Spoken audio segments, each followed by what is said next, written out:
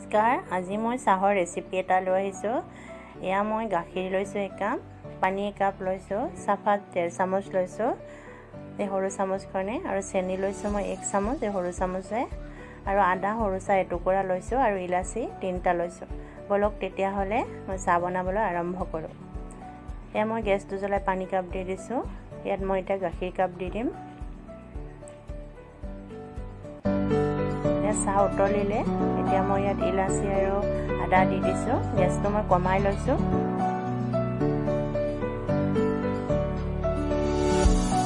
চেনিখিনি দি দিছোঁ।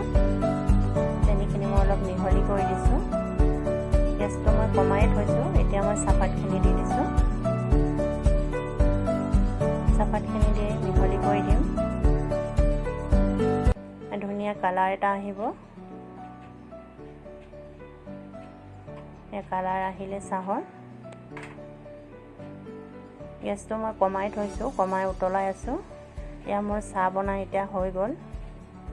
এয়া মই চাহখিনি চেকিছোঁ। এতিয়া এয়া মোৰ চাহ বনাই হৈ গ'ল। যদি আপোনালোকে মোৰ চাহৰ ৰেচিপিটো চাই ভাল পাইছে তেনেহ'লে মোৰ চেনেলটো লাইক, শ্বেয়াৰ আৰু ছাবস্ক্ৰাইব কৰি দিব। Thank U.